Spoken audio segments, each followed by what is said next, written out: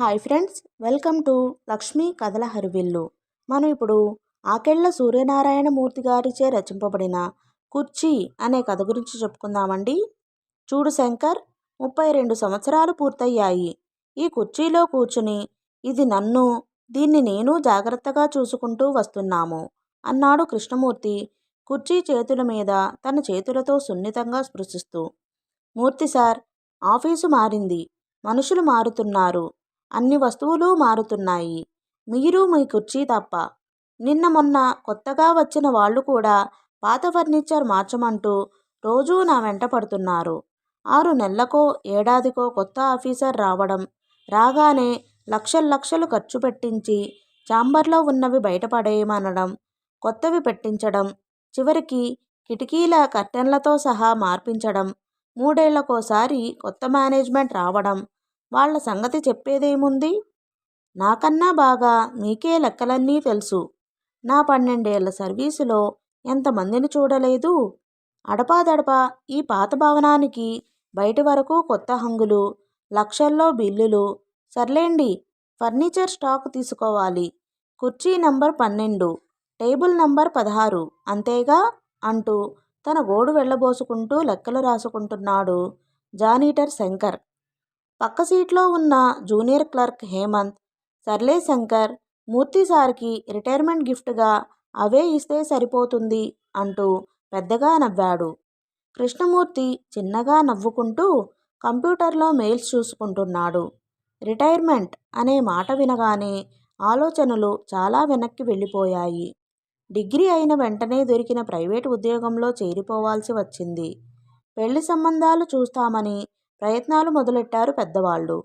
దగ్గర బంధువుల్లో ఆడపిల్లల తల్లిదండ్రులు సరేసరి, స్థిరమైన ఉద్యోగం దొరికే వరకు చేసుకోవడం కుదరదు అని బంధువుల్ని కాదని అమ్మా నాన్నల్ని ఒప్పించేసరికి వయసు మరో 5 ఏళ్లు ముందుకెళ్ళిపోయింది. ఆ రోజు అనుకోకుండా వార్తాపత్రికలో ఒక మూల చిన్నగా ఫలానా సొసైటీలో జూనియర్ క్లర్క్ ఉద్యోగాలు అన్న ప్రకటన చూడడం, దరఖాస్తు చేయడం జరిగిపోయాయి. 6 నెలల తరువాత రాత పరీక్ష. 3000 మంది రాస్తున్నారని ఎవరో చెప్పగా విన్నాను. యథాప్రాప్తము అనుకుంటూ తన వంతు ప్రయత్నం చేయడం, మరో 6 నెలలకి ఇంటర్వ్యూకి పిలుపు రావడం, ఎంపిక చేసిన 8 మందిలో తను ఒకడు కావడం, కళా నిజమా అనుకుని తేరుకునేలోగా పెద్దలు చూసిన అమ్మాయితో కళ్యాణం, 2 పిల్లలు, సంసారం. ఉద్యోగంలో చేరిన 2 ఏళ్లకి ఒక ప్రమోషన్. కాలగమనంలో ముందుగా తల్లి, 5 ఏళ్ల క్రితం తండ్రి లోకం విడిచి వెళ్ళిపోయారు. ఆ మధ్యలో 2 సార్లు ప్రమోషన్లు వచ్చినా పరిస్థితుల వల్ల వదులుకోవాల్సి వచ్చింది. తనకన్నా చిన్నవాళ్లు తనకి బాసులుగా రావడం, ఆఫీసులో చిన్నా పెద్ద తేడా లేకుండా తనకు తోచిన సలహానో సాయమో చేయడంతో అందరూ అభిమానించేవారు. మొదటి నుంచి కష్టపడి పనిచేసే మనస్తత్వం కావడం వల్ల ఏ మేనేజ్మెంట్ మారినా కూడా ఆదరంగానే చూసేవారు. భార్య పోస్ట్ గ్రాడ్యుయేట్ కావడంతో పిల్లల చదువులలోకి రాగానే ఉద్యోగంలో చేరిపోయింది. స్వతహాగా జాగ్రత్త పరురాలు కావడంతో పెద్దగా ఇబ్బందులు పడకుండా సంసారం సజావుగానే గడిచిపోయింది. బ్యాంక్ లోన్ తీసుకుని ఇల్లు కట్టుకోవడం, జీతం నుండే క్రమం తప్పకుండా వాయిదాలు చెల్లించడం జరుగుతున్నాయి. పిల్లలిద్దరూ పెద్ద చదువులు పూర్తి చేయబోతున్నారు. తన పదవీ విరమణ కంటే ముందే మంచి ఉద్యోగాలలో చేరతారు. వచ్చే డబ్బులతో ఉన్న అప్పులు తీర్చేస్తే ఊపిరి తీసుకోవచ్చు. ఇంక సరిగ్గా 6 నెలల సర్వీస్ ఉంది. మూర్తి సార్, ఇందాకనగా టీ పెట్టాను అన్న రాంబాబు కేకతో ఉలిక్కిపడి ప్రస్తుతంలోకి వచ్చాడు కృష్ణమూర్తి. వేడిగా లేకపోతే తాగరు మీరు, ఉండండి మార్చి తెస్తాను అని కప్పు తీయబోతుంటే, పర్వాలేదు రాంబాబు అంటూ గటగటా టీ తాగేశాడు. హఠాత్తుగా ఆఫీసర్ రూంలోంచి పెద్ద పెద్ద కేకలు వినిపిస్తున్నాయి. కృష్ణమూర్తితో పాటు ఆ ఫ్లోర్లో ఉన్న మిగతా ఉద్యోగులు ఒక్కసారిగా నిశ్శబ్దమైపోయారు. నెమ్మదిగా తలవంచుకుని పక్క సెక్షన్ ఇన్ఛార్జ్ మాధవరావు బయటికి వస్తూనే గట్టిగా అరవడం మొదలుపెట్టాడు. అసలు ఆ టైంలో నేను ఇక్కడ లేను, బయట బ్రాంచిలో ఉన్నాను. అప్పుడెప్పుడో వచ్చిన నోటీసుకి అప్పుడున్న ఇన్ఛార్జి జవాబు ఇవ్వకుండా, అసలు సమాచారమే ఇవ్వకుండా దాచేసి తన మానాన తను రిటైర్ అయి వెళ్ళిపోయాడు. ఇప్పుడు వెళ్ళి నేను చెప్పినందుకు నేను బాధ్యున్నట, చెప్పేది పూర్తిగా వినే ఓపిక కూడా లేదు అంటూ ఇంకా ఏదో చెప్పబోతుంటే పక్కనున్న వారు ఆయన్ని శాంతపరిచారు. కృష్ణమూర్తి వెళ్ళి మాధవరావుని ఓదార్చబోయాడు. మీకేంటి సార్, హాయిగా 6 నెలలలో కుర్చీ ఖాళీ చేసి వెళ్ళిపోతారు. పైగా మేనేజ్మెంట్కి ఫేవరెట్. మీ జోలికి ఎవరొస్తారు?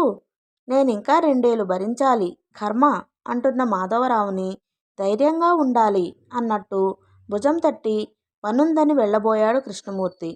ఏం పని సార్? చాలా ఆఫీసులలో రిటైర్మెంట్కి 1-2 ఏళ్ల ముందు నుంచే మన స్థాయి ఉద్యోగులు రిలాక్స్గా ఉంటారు. డిపార్ట్మెంట్ వాళ్ళు కూడా సీరియస్గా తీసుకోరు. మీరు కూడా మిగిలిన 6 నెలలు కళ్ళు మూసుకుని గడిపేయండి అన్నట్టు మరో మాట. రిటైర్ అయ్యాక కూడా మీ సేవలు వినియోగించుకోవాలని ఈ మేనేజ్మెంట్ అనుకుంటున్నారని వినికిడి. ఊరికే కాదులేండి, అసలే ఈ ఏడాది కొత్త బోర్డు కోసం ఎన్నికలు, జనరల్ బాడీ మీటింగ్. మీకు తప్పదు సార్, మాధవరావు చెప్పుకుంటూ పోతున్నాడు. ఎవరికోసం దేనికోసం ఆగని కాలం మరో 3 నెలలు ముందుకెళ్ళింది. ఆ రోజు ఎప్పటిలాగే ఆఫీసుకొచ్చాడు కృష్ణమూర్తి. అలవాటుగా తన టేబుల్ని అరచేతితో తాకి ముద్దు పెట్టుకున్నట్టు చేసి కుర్చీని తుడుచుకుని కూర్చున్నాడు. తలవంచుకుని తన పనిలో నిమగ్నమయ్యాడు. తన ఉద్యోగంలో చేరిన మొదట్లో అన్ని పనులు స్వయంగా చేసేవాడు.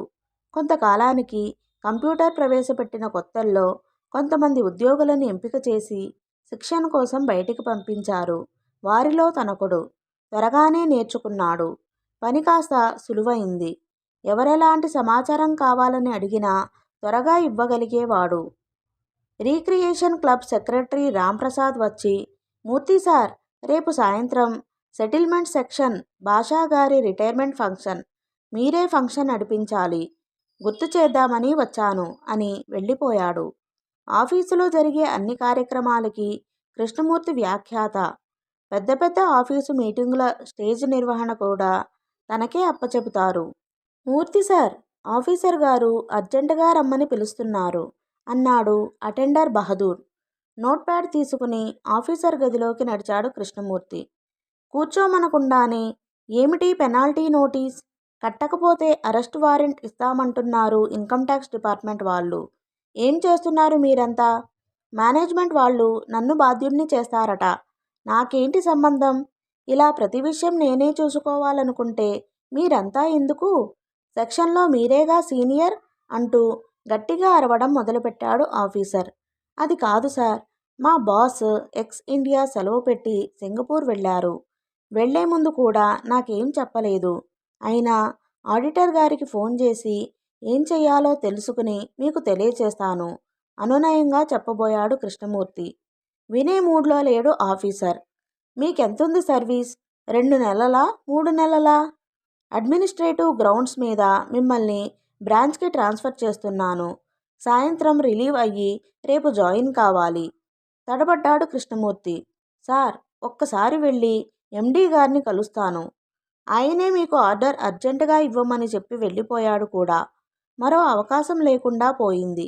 ఆఫీసర్ గదిలోంచి కేకలు వినబడడం, కృష్ణమూర్తి తలవంచుకుని రావడం తోటి ఉద్యోగులు గమనించినా ఏం జరిగిందో అడిగే ధైర్యం చేయలేకపోయారు.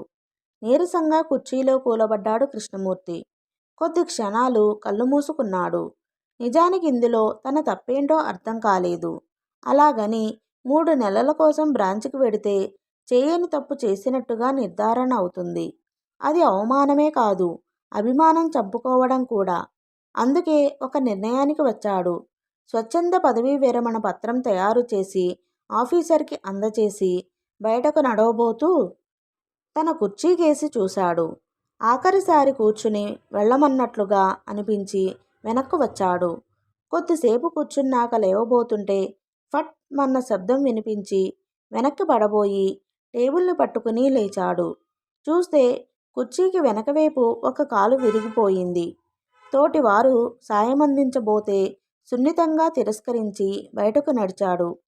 నమ్మకంగా అంకితభావంతో పనిచేసి నిన్నటి వరకు మేనేజ్మెంట్కి ఇష్టడుగా ఉన్న మూర్తిగారి పరిస్థితే ఇలా ఉంటే మనలాంటి వాళ్ల పరిస్థితి ఏంటో అన్న సహోద్యోగుల మాటలు వినిపిస్తూనే ఉన్నాయి. వారం తరువాత ఆఫీసు నుంచి తన వాలంటరీ రిటైర్మెంట్ అభ్యర్థన అంగీకరించినట్టుగా కబురు వస్తే ఆఫీసులో అడుగుపెట్టాడు కృష్ణమూర్తి. తన స్థానంలో బ్రాంచ్ నుంచి ఎవరినో వేశారని తెలిసింది. ఇంకా రాలేదతను. నమస్తే సార్, మీ పాత కుర్చీ, టేబుల్ స్క్రాప్లో పడేయమన్నారు. ఎలాగూ కుర్చీ కాలు విరిగిపోయింది. టేబుల్ తాళం సరిగ్గా పడడం లేదు. కానీ మిమ్మల్ని ఇలా పంపించడం మాత్రం దారుణం సార్. ఇంకా 3 నెలలే సర్వీస్ ఉందని తెలిసి కూడా అంటూ వెళ్ళిపోయాడు జానిటర్ శంకర్. కుర్చీ లేకపోవడంతో వెలితిగా కనిపిస్తోంది అక్కడ. ఆ కుర్చీ ఉద్యోగం పేరుతో వచ్చిన సౌకర్యం కాదు, ఒక మంచి జీవితాన్ని అందించిన అమ్మ ఒడి అని రిటైర్మెంట్ రోజున చెప్పాలనుకున్న మాటలు గొంతులోనే ఆగిపోయాయి. మిగతా ఫార్మాలిటీస్ పూర్తి చేయడం కోసం ముందుకు నడిచాడు కృష్ణమూర్తి. కథ సమాప్తం.